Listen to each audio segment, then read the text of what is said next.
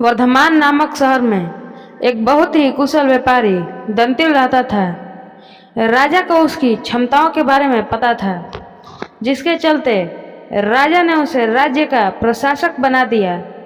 अपने कुशल तरीकों से व्यापारी दंतिल ने राजा और आम आदमी को बहुत खुश रखा। कुछ समय के बाद व्यापारी दंतिल ने अपनी लड़की का विवाह तय किया। इस उपलक्ष्य में उसने एक बहुत बड़े भोज का आयोजन किया। इस भोज में उसने राज परिवार से लेकर प्रजा तक सभी को आमंत्रित किया।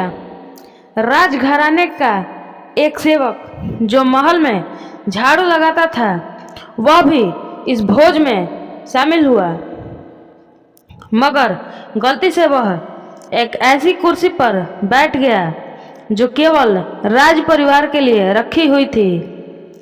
सेवक को उस कुर्सी पर बैठा देखकर व्यापारी दंतिल को गुस्सा आ जाता है और वह सेवक को दुत्कार कर वह वहां से भगा देता है।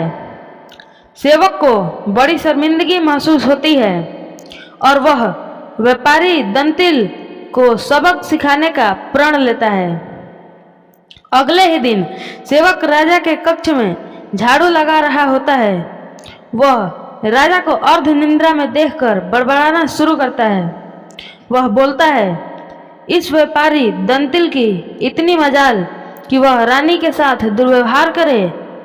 यह सुनकर राजा की नींद खुल जाती है और वह सेवक से पूछता है, क्या यह वाकई में सच है? क्या तुमने व्यापारी दंतिल को दुर्व्यवहार करते देखा है? सेवक तुरंत राजा के चरण पड़ता है और बोलता है, मुझे माफ़ कर दीजिए, मैं कल रात को सो नहीं पाया। मेरी नींद पूरी नहीं होने के कारण कुछ भी बड़बड़ा रहा था। यह सुनकर राजा सेवक को कुछ नहीं बोलता, लेकिन उसके मन में शक पैदा हो जाता है। उसी दिन से राजा व्यापारी दंतिल के महल में निरंकुश घूमने पर पाबंदी लगा देता है और उसके अधिकार भी कम कर देता है। अगले दिन जब व्यापारी दंतिल महल में आता है तो उसे संतरिया रोक देते हैं। यह देखकर व्यापारी दंतिल बहुत आश्चर्यचकित होता है। तभी वहां पर खड़ा हुआ सेवक मजे लेते हुए बोलता है, अरे संतरियो, जानते नहीं ये कौन है? ये बहुत प्रभावशाली व्यक्ति हैं जो तुम्हें बाहर भी फिकवा सकते हैं, ठीक वैसे ही जैसे इन्होंने मेरे साथ अपने भोज में किया था। तनिक सावधान रहना। यह सुनते ही व्यापारी दंतिल को सारा माजरा समझ में आ जाता है। वह सेवक से माफ़ी मांगता है और सेवक को अपने घर खाने पर बुलाता है। व्यापारी दंतिल सेवक की खूब आव भगत करता है। फिर वह बड़ी विनम्रता से भोज वाले दिन किए गए अपमान के लिए क्षमा मांगता है और बोलता है कि उसने जो भी किया गलत किया। सेवक बहुत खुश होता है और व्यापारी दंतिल से बोलता है, आप चिंता ना करें, मैं राजा से आपका खोया हुआ सम्मान आपको जरूर वापस दिलाऊंगा।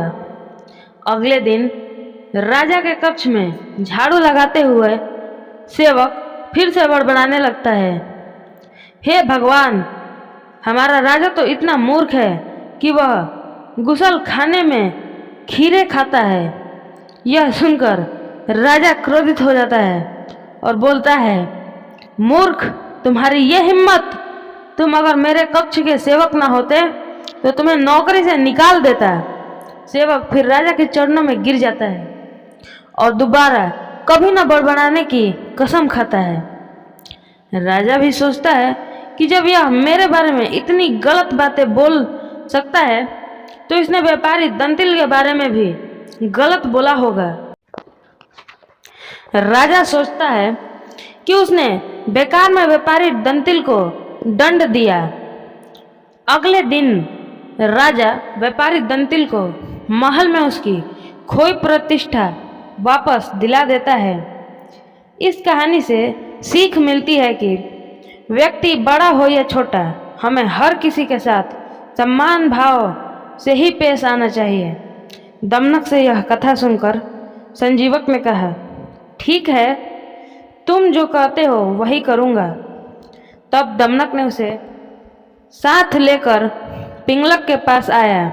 बोला, महाराज, मैं संजीवक को ले आया हूँ। संजीवक ने भी पिंगलक को नमस्कार किया और पास ही बैठ गया।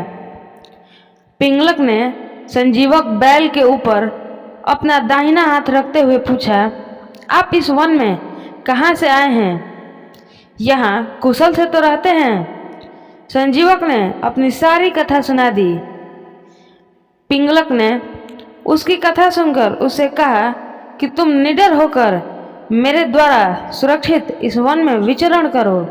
इसके बाद पिंगलक ने अपने जंगल का राजकाज नए मंत्रियों कर्टक और दमनक को सौंप दिया और खुद संजीवक के साथ आनंद से रहने लगा। संजीवक ने कुछ दिनों में ही अपनी बुद्धि के प्रभाव से जंगली पिंगलक की हिंसक आदतें छुड़ाकर उसे ग्राम्य धर्म में लगा दिया। पिंगलक भी उसकी बातों में रुचि लेने लगा। उसकी हिंसा की वृत्ति समाप्त हो गई। वह अब हिरणों और दूसरे जानवरों को अपने नज़दीक नहीं आने देता था। कर्टक और दमनक को भी दूर ही दूर रखता था। परिणाम यह हुआ कि सिंह के शिकार से बचे हुए भोजन से ही पेट भरने वाले छोटे छोटे जानवर भूख से व्याकुल हो गए। कर्टक, दमनक और दूसरे जानवर इस स्थिति पर चिंता करने लगे। वे सोचने लगे कि जब भगवान शंकर के गले में लिपटा हुआ सांप गणेश जी के वाहन चूहे को निगल जाना चाहता है, जब कार्तिकेय का वाहन मोर शंकर जी के सांप को खाना चाहता है, जब सांप को मारकर खाने वाले मोर को भी पार्वती का वाहन सिंह खाने की इच्छा रखता है, तब यह अहिंसा का नाटक क्यों? दमनक ने कर्टक से कहा, अरे भाई, अब तो पिंगलक और संजीवक में ऐसी प्रगाढ़ मित्रता हो गई है कि पिंगलक हम लोगों से विमुख ही हो गया। हमारे कितने ही साथी भी भाग गए। हमें राजा को समझाना चाहिए। मंत्री का धर्म है कि वह ठीक समय पर राजा को समझाए। कर्टक ने कहा, तुमने ही तो यह आग लगाई है। तुम्ही ने इस घास चरने वाले जानवर को हमारे स्वामी का मित्र बनाया है। दमनक बोला, यह सच है। दोस्त तो मेरा ही है, पिंगलक का नहीं। किंतु मैंने जैसे उनकी मित्रता कराई थी, वैसे ही अब उनकी मित्रता को भंग भी कर दूंगा। कर्टक ने कहा, लेकिन संजीवक बैल होने पर भी बड़ा बुद्धिमान प्राणी है। उधर सिंह पिंगलक भी भयानक है। यह ठीक है कि तुम्हारी बुद्धि तेज है, फिर भी तुम इन दोनों को अब अलग करने में कैसे समर्थ हो पाओगे? दमनक ने कहा, भाई, असमर्थ होते हुए भी मैं समर्थ हूँ। जो काम पराक्रम से पूरा नहीं हो पाता है, उसे भी चतुर व्यक्ति युक्ति से पूरा कर सकते हैं। जैसे कौवे ने सोने के सूत्र के सहारे विषधर काले सांप का अंत कर दिया था। कर्टक ने पूछा, वह कैसे हुआ था? तो दमनक कहने लगा कि दुष्ट सर्प और कौवे। अगले वीडियो में हम सर्प और कौवे की कहानी लाएंगे।